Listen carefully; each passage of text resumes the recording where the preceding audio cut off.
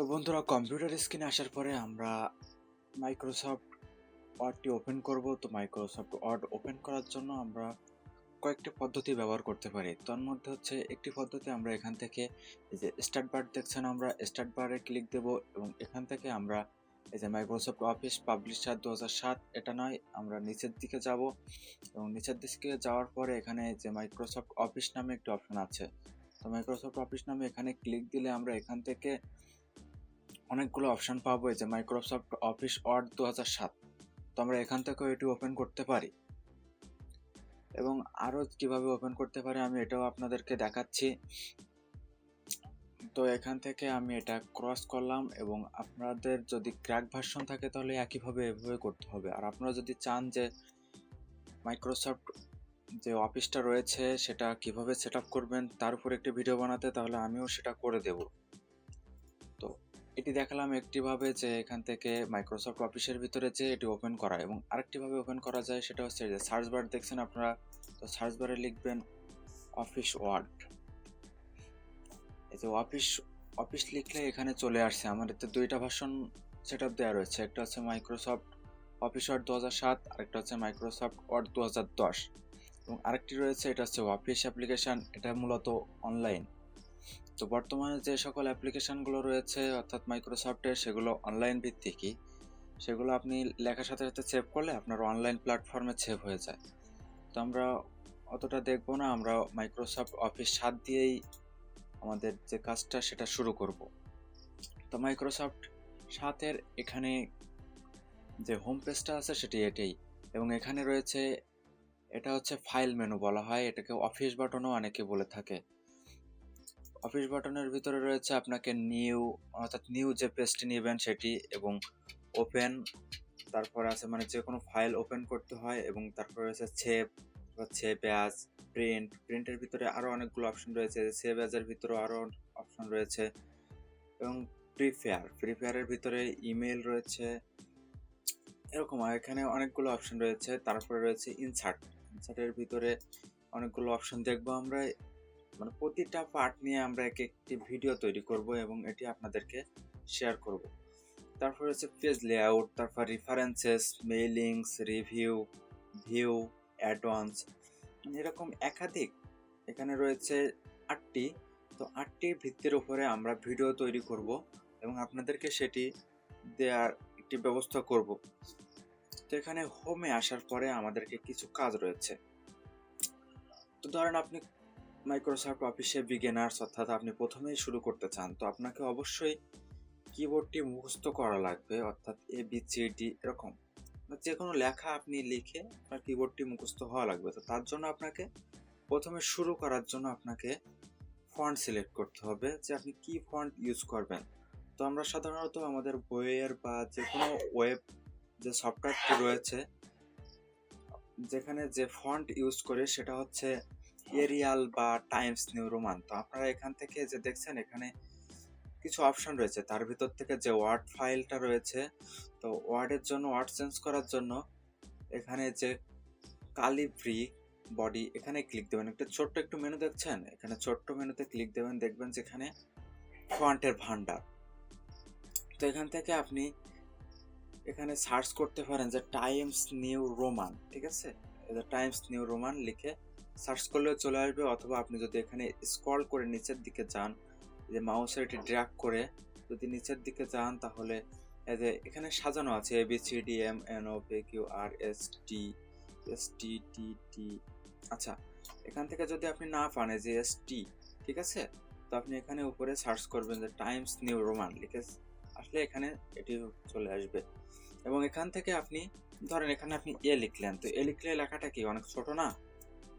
তো এই লেখাটা যদি বড় করতে চান তাহলে এই যে উপরে দেখছেন 11 রয়েছে, অর্থাৎ এটা হচ্ছে ফন্ট সাইজ। এখানে যদি আপনি মাউসের কার্সার নিয়ে যান তাহলে এখানে বলে দিচ্ছে যে ফন্ট সাইজ Ctrl+Shift+P, মানে এখানে শর্টকাটটাও বলে দিচ্ছে যে Ctrl+Shift+P।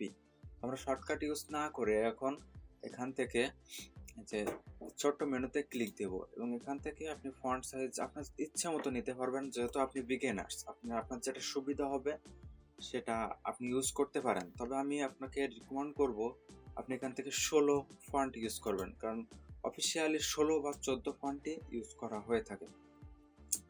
তো এখান থেকে আপনি এবার যে লেখাটা লিখবেন দেখবেন একটু বড় আছে, তাই না?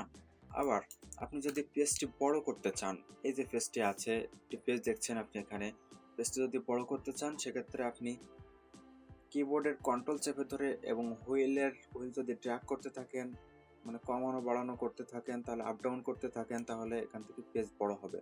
আমি সিম্পলি এরকম রাখতেছি, এটাই স্বাভাবিক।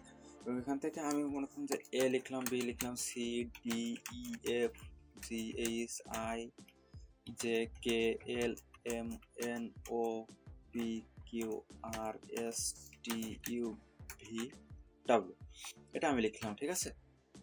তো আপনারা এরকম 2-1 দিন লিখলে আপনাদের কিবোর্ডটি মুখস্থ হয়ে যাবে। এটা হচ্ছে সেম আপনি যদি mobile phone, Android phone use করে থাকেন এবং আপনি যদি ইংলিশ কিবোর্ড ইউজ করে থাকেন তাহলে সেম। তবে এখানে কি, ওখানে ইংলিশ কিবোর্ডের যে ABCD যে অ্যালফাবেটগুলো রয়েছে সেগুলো থাকে, আর এখানে আরও কিছু সামঞ্জস্যপূর্ণ কিছু জিনিস আছে, প্রয়োজনীয় জিনিস, যেগুলো আমরা কম্পিউটারে ব্যবহার করার জন্য খুবই প্রয়োজনীয়, সেগুলো এখানে রয়েছে। তো এখন আমাদের কাজ হচ্ছে যে এখানে কি কি রয়েছে, যে হোম পেজে যে হোম যেটা রয়েছে, হোম মেনুতে কি কি পাবো আমরা। তো এক হচ্ছে এখানে ফন্ট, আমরা ফন্ট চেঞ্জ করতে পারবো। ধরেন আমি এখানে এ লেখাটা চেঞ্জ করব, এখানে অন্য ফন্ট দিব, এই যে এরকম, তাহলে কি একটু স্টাইলিশ ফন্ট হয়ে গেছে না?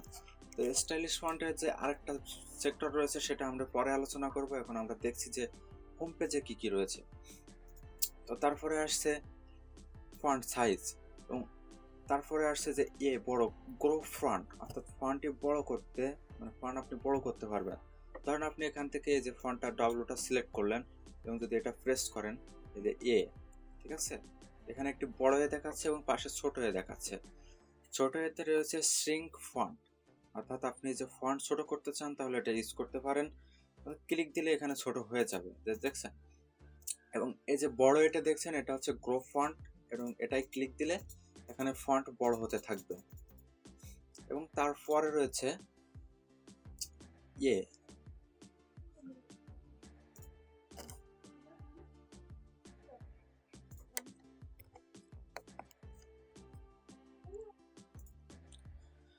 এবং পরবর্তী যে অপশনটা রয়েছে এটা হচ্ছে ক্লিয়ার ফরম্যাটিং, মানে আমরা এখান থেকে যে ডব্লুর উপরে যে ফরম্যাটটা ইউজ করছি বা প্রথম থেকে শেষ পর্যন্ত আমরা প্রথমে কি করছিলাম, ফন্টটা চেঞ্জ করছিলাম এবং ফন্ট সাইজটা চেঞ্জ করছিলাম। এখন যদি আমি যে কোনো একটি ক্লিয়ার করি, বা এটা ধরেন আমি এটা সিলেক্ট করলাম, ঠিক আছে, ডাব্লুটা সিলেক্ট করলাম এবং এখান থেকে এই যে ক্লিয়ার ফরম্যাটিংয়ে ক্লিক দেয়, তাহলে একেবারে পূর্বের যে রূপটি আছে, যে কালিব্রি বডি এবং 11 ফন্ট ছিল, সেটা এখানে হয়ে গেছে। এবং আমি এখান থেকে ব্যাগে যাওয়ার জন্য আমি এখানে ইউজ করব Ctrl Z, ঠিক আছে? এটা হচ্ছে কম্পিউটারের একটি ফরম্যাট এবং এটা হচ্ছে একটি সিস্টেম যেটা আপনি Ctrl Z দিলে ব্যাগে যায়, এবং কন্ট্রোল যদি Y দেন তাহলে এখান থেকে আবার পূর্ববর্তী অবস্থায় বা পরবর্তী অবস্থায় ফিরে যাবে, এবং পূর্ববর্তী অবস্থায় ফিরে যাওয়ার জন্য আপনাকে Ctrl Z দিতে হবে। তো তারপরে আছে এখান থেকে যে বোল্ড, ঠিক আছে, আপনি এখান থেকে শর্টকাট ইউজ করতে পারেন Ctrl+B। তো ধরেন আপনি এই যে এর থেকে ডি পর্যন্ত বোল্ড করবেন, ঠিক আছে? তো এর থেকে ডি পর্যন্ত বোল্ড করার জন্য আপনাকে এখানে যদি বোল্ডে ক্লিক দেন তাহলে দেখছেন এই যে ফরম্যাটিংটা একটু চেঞ্জ হয়েছে না, একটু একটু বোল্ড মতো দেখা যাচ্ছে, ঠিক আছে? তো এটাকে বোল্ড বলা হয়। এবং তারপরে আসছে ইটালিয়ান বা ইটালিককে আমরা সংক্ষেপে Ctrl+C দিয়ে, বা Ctrl+I দিয়ে আমরা এখান থেকে ইটালিক করতে পারি। তো এখানে মানে সম্পূর্ণ লেখাটা, মানে যে লেখাটা আপনি ইটালিক করতে পারবেন সে লেখাটাকে আপনাকে সিলেক্ট করতে হবে।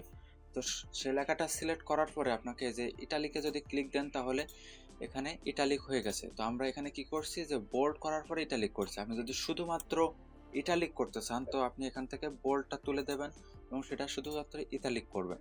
তো এর কারণে কি হয়, ইটালিক করলে আপনার ফন্টটা একটু দেখতে সুন্দর হয় এবং যে ফন্টের যে মেনুগুলো রয়েছে সেগুলো একটু সুন্দর দেখা যায়। এবং তারপরে রয়েছে আন্ডারলাইন, ঠিক আছে? তো আন্ডারলাইন করলে আপনার নিচে, আন্ডারলাইন বলতে আমরা বুঝি যে নিচে লাইন বা নিচে লাইন। তো আমরা এখানে যে টেক্সটটা রয়েছে আমরা সম্পূর্ণ এটা সিলেক্ট করলাম, বা আপনার প্রয়োজনীয় লেখা সিলেক্ট করবেন। আপনার যদি এখানে যে ইউটা আন্ডারলাইন করতে চান বা টিটা আন্ডারলাইন করতে চান সে লেখাটা আপনাকে সিলেক্ট করতে হবে। তো এখানে আমি ধরলাম যে সম্পূর্ণ লেখাটা আন্ডারলাইন করব। তো এখানে সম্পূর্ণ লেখাটা সিলেক্ট করার পরে এখানে যদি আমি আন্ডারলাইনে ক্লিক দিই তাহলে দেখছেন নিচে একটি দাগ চলে আসছে, অর্থাৎ একটি আন্ডারলাইন পড়ে গেছে। তো তারপরে আসছে যে ABC, ঠিক আছে। তো ABC এর মাঝখানে আমরা দেখছি যে একটা দাগ চলে গেছে, অর্থাৎ strike through, draw a line through the middle of the selected text, অর্থাৎ সিলেক্টেড টেক্সটের মিডল বরাবর একটি দাগ চলে যাবে। তো আমি এখানে এ থেকে এফ পর্যন্ত সিলেক্ট করলাম এবং যদি এটাই ক্লিক করি তাহলে দেখছেন আমরা অনেক সময় দেখি যে কোনো পণ্যে একটি দাম যখন কমিয়ে দেয় তারা, তাহলে যে এত ক্রস এত এরকম দিয়ে থাকে বা এরকম একটা দাগ দিয়ে থাকে যে মূল্য হ্রাস পেয়েছে, এরকম কোনো কিছু তারা বোঝাতে চায়। তো এক্ষেত্রে এটি আপনারা ইউজ করতে পারেন। এবং তারপরে রয়েছে যে x⁴, অর্থাৎ সাবস্ক্রিপ্ট, যেটা আমরা যদি আপনি ইন্টার লেভেল মানে পড়ে থাকেন তাহলে আপনার তথ্য প্রযুক্তি বইতে এটা রয়েছে, সাবস্ক্রিপ্ট আর সুপারস্ক্রিপ্ট। তো এখানেও সেটিভাবে দেওয়া আছে। তো এখানে হচ্ছে এটা হচ্ছে সাবস্ক্রিপ্ট, অর্থাৎ নিচে কোনো ফন্টের নিচের দিকে আরেকটি ফন্ট জোড় হবে, এবং তারপরে রয়েছে সুপারস্ক্রিপ্ট। তো আমরা সাবস্ক্রিপ্টের জন্য ধরেন এখানে এম লিখছি এবং এখানে আমি আন্ডারলাইনটি তুলে দিচ্ছি। আপনার আন্ডারলাইনটি আবার ওঠানোর জন্য এখানে ইউ প্রেস করবেন, অথবা যে এখানে যে আমরা যেগুলো প্রেস করছি সেগুলো এখানে কিন্তু দেখাচ্ছে। আন্ডারলাইন উঠিয়ে দিলাম, তারপরে বোল্ড উঠিয়ে দিলাম, যে তারপরে এখানে ইটালিক উঠিয়ে দিলাম, এবং এটা আমরা কি করছিলাম এখানে এই যে এটা উঠিয়ে দিয়েছিলাম এবং ইটালিকটা উঠিয়ে দিলাম, ঠিক আছে। তো এখানে এই যে আমি এটা আন্ডারলাইন উঠিয়ে দিলাম এবং এখানে আমি চাচ্ছি যে সাবস্ক্রিপ্ট দিব। তো সাবস্ক্রিপ্টের জন্য আমি এটা প্রেস করলাম, ঠিক আছে। তো x2 প্রেস করলাম এবং এখানে ধরেন মোনায়েম। তো আমি এখানে এমটা বড় করে দিলাম এবং এখানে সাবস্ক্রিপ্ট ইউজ করে এখানে নিচের আমার যে নামের কিছু ফন্ট আছে সেগুলো ছোট ইউজ করলাম। এবং আমি এখানে আরেকটি কাজ করতে পারি যে আপনারা অবশ্যই এখানে শর্টকাটগুলো দেখে নেবেন। এখানে আপনি মাউসের যে কার্সার রয়েছে, কার্সারটা নিয়ে গেলে আপনার এখানে দেখাচ্ছে। আপনি যদি কন্ট্রোল চেপে ধরে সমান, অর্থাৎ কন্ট্রোল চেপে ধরে সমান ইউজ মানে ক্লিক করেন তাহলে আপনাকে এখানে সাবস্ক্রিপ্টটা ওপেন হয়ে যাবে। তো আমি এখান থেকে আমি ডাব্লুর এখানে ক্লিক দিলাম এবং ডাব্লুর এখানে ক্লিক দেওয়ার পরে আমি যদি কন্ট্রোল সমান চাপ দিই তাহলে আপনার এখান থেকে এই যে x2টা আছে সেটা সিলেক্ট হয়ে গেছে। এবার যদি আমি এখানে লিখি তাহলে নিচের দিকে আমার সাবস্ক্রিপ্ট হয়ে ফন্টগুলো এখানে বসবে। এবং আমি যদি এখান থেকে সাবস্ক্রিপ্ট আমি উঠিয়ে দিলাম এবং এখানে বলছে যে সুপারস্ক্রিপ্ট, এখানে বলছে কন্ট্রোল শিফট প্লাস প্লাস, এখানে কন্ট্রোল শিফট প্লাস প্লাস যদি দিই, কন্ট্রোল শিফট প্লাস দিলেও আমার হয়ে যাবে। তো এখান থেকে ধরেন যে তাহলে আমরা এখানে দেখছি যে এখানে সুপারস্ক্রিপ্ট ইউজ হচ্ছে। তো সুপারস্ক্রিপ্ট ইউজ করার জন্য আমরা যে x⁴ এবং এখানে সাবস্ক্রিপ্ট ইউজ করার জন্য x এর নিচে যে 2টা রয়েছে সেটা আমরা ইউজ করব। এবং তারপরে রয়েছে এ অর্থাৎ চেঞ্জ, ঠিক আছে। আমরা যদি এ লেখাটা সিলেক্ট করি এবং চেঞ্জে ক্লিক করি তো এখানে যে সেন্টেন্সেসে ক্লিক করলে কোনো কিছু চেঞ্জ হচ্ছে না। এবং যদি লরেন্স তাহলে এখানে দেখছেন সবগুলো ছোট হাতের হয়ে যাচ্ছে। এবং এখানে আপার চেস মানে শুধু সবগুলোই বড় হাতের হবে, আপার সবগুলো বড় হাতে থাকবে। এবং এখানে আছে লোয়ার চেস, তো এখানে দিলে সবগুলো ছোট হাতের হয়ে যাচ্ছে। এবং তার রয়েছে ক্যাপিটাল ইস্ট ওয়ার্ড, মানে সব প্রথমে যে ক্যাপিটাল মানে আমরা যে প্রথমে ক্যাপিটাল লিখি তাহলে তার প্রথমে আমরা বড় হাতের দিই এবং পরেরগুলো ছোট হাতের দিই। তো এখানেও সেটি ইউজ করা হচ্ছে। এবং তার পরবর্তীতে আসতেছে যে টগল কেস, মানে একটি বড় একটি ছোট, একটি বড় একটি ছোট। তো এখানে দেখা যাচ্ছে যে আমরা প্রথমটা একটি ফন্ট ইউজ করার পরে আমরা এখানে সাবস্ক্রিপ্ট ওপেন করছিলাম। তো সাবস্ক্রিপ্ট ওপেন করার ফলে এখানে মানে একটি ভিন্ন ধর্মী আপনি একটি ইউজ করবেন এবং তার পরেরটি ভিন্ন ধর্মী হবে। তো আমরা এখানে একটি দেখছেন এটা প্রথমটা আমাদের বড় হাতের ছিল, আমরা যদি কন্ট্রোল জেড দিই তাহলে এখানে দেখাচ্ছে আমাদের প্রথম অক্ষরটা অর্থাৎ এমটা বড় হাতের ছিল এবং ONAYEM এলাকাটা আপনাদের ছোট হাতের ছিল। তো আমরা যদি এটা সিলেক্ট করে এখান থেকে যে টগল চেজ মানে টগল চেজের এখানে আপনার দেখিয়ে দিচ্ছে টিটা ছোট হাতে, তারপর পরেরগুলো বড় আছে এবং তারপরের যে ওয়ার্ডটা আছে সি ওটা ছোট হাতে আছে এবং পরেরগুলো বড় হাতের আছে। এবং এটা যদি সিলেক্ট করি তাহলে এরকম একটি দৃশ্য এখানে দেখাচ্ছে। তো তারপরে পরবর্তীতে আসছে যে এবি টেক্সট হাইলাইট কালার। আমরা অনেক সময় বই পড়ার সময় আমাদের যে লেখাটা প্রয়োজনীয় সেই লেখাটা কিন্তু আমরা একটু কালার করে থাকি যে এলাকাটা আমাদের পরীক্ষার সময় পড়তে পারে। এরকমভাবে আমরা কালার করে থাকি। তো ধরেন আমি এখান থেকে এবিসি, সিম্পলি আমি এবিসিটা আপনাদের হাইলাইট করে দেখাবো যে এলাকাটা আমাদের প্রয়োজনীয় পরে লাগতে পারে। সেখান থেকে আমি যদি এখানে ক্লিক করি, যে দেখবেন যে যেখানে ছোট একটি বাটন রয়েছে সেখানে অনেকগুলো অপশান আছে, ঠিক আছে। তো আমি এখান থেকে এই যে ছোট বাটনে ক্লিক দেবো এবং আমি কোন ফন্ট কোন কালার আন্ডারলাইন করতে চাই সে কালারটা আমি যদি সিলেক্ট করি তাহলে দেখছেন আমার এবিসির নিচে সেটা চেঞ্জ হতে থাকতেছে। যদি কালো ইউজ করি তাহলে এখানে কালো ফন্ট আছে, এটা খুব খারাপ দেখা যাবে। কিন্তু যদি এটা ইউজ করি তাহলে আমরা সচরাচর বইতে ইউজ করার সময় আমরা হলুদ কালার ইউজ করি, অর্থাৎ ইয়েলো। যদি আমি ইয়েলো কালার ইউজ করি তাহলে দেখছেন নিচে একটি কালার এখানে স্থান করছে, এবং কালারটা যদি আমি আবারও উঠিয়ে দিতে চাই তাহলে এখানে যাওয়ার পরে যে নো কালার আছে, নো কালারে ক্লিক দেবো। তবে আমি আপনাদের আরেকটি জিনিস বলতে ভুলে গেছি, এখানে আমরা যদি এটা সিলেক্ট করার পরে আন্ডারলাইনের নিচে ইউ এর নিচে দেখছেন ইউ এর পাশে অনেকগুলো অপশন আছে। তো এখান থেকে এটা দিলে আপনাদের ডাবল আন্ডারলাইন হবে, এবং এটা দিলে একটু বোল্ড আন্ডারলাইন, এবং এটা দিলে একটি ডট ডট ডট ডট, তারপরে আছে আরেকটু বড় ডট ডট, তারপরে আছে এরকম, তারপরে আছে এরকম। এগুলো একটু মানে ঘুরে ফিরে দেখে নেবেন। তো এখানে আপনাদের অনেকগুলো অপশন আছে, আপনার এটাই খুবই সহজে এগুলো ইউজ করতে পারবেন। তো তারপরে আসছে এটি হচ্ছে কালার, ফন্ট কালার। আমরা এখানে একাধিক ফন্টে একটি ফন্টে আমরা এক এক রকমের কালার দিতে পারি, অথবা সবগুলো ফন্টে একই ধরনের কালার দিতে পারি। তো সেক্ষেত্রে আপনি যে ফন্টে কালার দিতে চান সেই ফন্টটাকে আপনাকে সিলেক্ট করতে হবে। তো আমি ধরেন যে এবিসিডিটা কালার করতে চাই, তো আমি এখানে এবিসিডিটা সিলেক্ট করলাম, এবং এখানে যে ছোট মেনুটা আছে এটাকে আমরা অনেক সময় ত্রিভুজও বলতে পারি, ত্রিভুজ মেনু। তো এখানে ক্লিক দেওয়ার পরে আমি এখানে অনেকগুলো কালার দেখতে পাচ্ছি।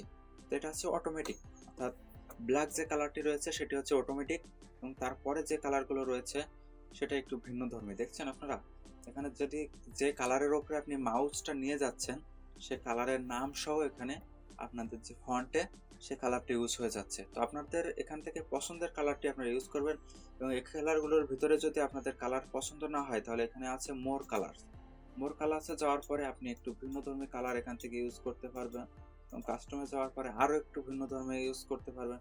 এখানে রয়েছে 8GB, 8GBর পরে এইচএল রয়েছে, এইচএল এর আরও একটি ভিন্ন ধর্মে মানে একটু টপ লেভেলের কালার আপনি পাবেন।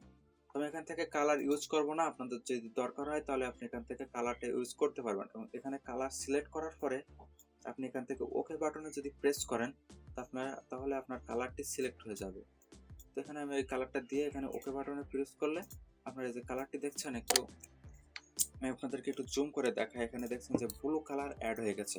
আমি যদি কন্ট্রোল জেড দিই তাহলে আমার আবার কালারটি ব্ল্যাক হয়ে যাবে। তো বন্ধুরা, যদি ভিডিও সম্পূর্ণ করতে চাই তাহলে ভিডিওটি অনেক লম্বা হয়ে যাবে, তাই আমি চাচ্ছি যে শর্ট ভিডিও বানিয়ে আপনাদেরকে দেওয়ার জন্য, এবং খুব দ্রুত আমি ভিডিও আপলোড করব আপনাদের জন্য। তবে এক্ষেত্রে আপনাদের চাই সাপোর্ট, এবং আপনারা যদি আমাদের ভিডিওটি ভালো লেগে থাকে তাহলে আপনাদের বন্ধুদের সাথে শেয়ার করতে ভুলবেন না, এবং আমাদের চ্যানেলটি সাবস্ক্রাইব করবেন। আমরা আপনাদেরকে চেষ্টা করব প্রতিদিন 2টা থেকে 3টা ভিডিও দেওয়ার জন্য, এবং এমএস ওয়ার্ড, এমএস এক্সেল, যে কথাটা আমি প্রথমেই বলছি, আপনাদের জন্য একটি প্লেলিস্ট তৈরি করব, কয়েকটা টপিক নিয়ে আপনাদের প্লেলিস্ট তৈরি করব। আপনারা সেখান থেকে খুব সহজেই ভিডিওগুলো দেখে কোনো দোকানে না যেয়ে টাকা পয়সা খরচ না করে আপনারা ইউটিউব থেকেই সম্পূর্ণভাবে MS Word, MS Excel, Photoshop এগুলো আপনারা শিখতে পারবেন। তো আমি আবারও বলছি, আপনারা যদি আমাদের চ্যানেলটি সাবস্ক্রাইব করে না থাকেন তাহলে অবশ্যই চ্যানেলটি সাবস্ক্রাইব করুন, এবং আপনাদের বন্ধুদের সাথে শেয়ার করতে ভুলবেন না ভিডিওগুলো। তো বন্ধুরা, এই ছিল আজকের ভিডিও। সবাই ভালো থাকবেন, সুস্থ থাকবেন।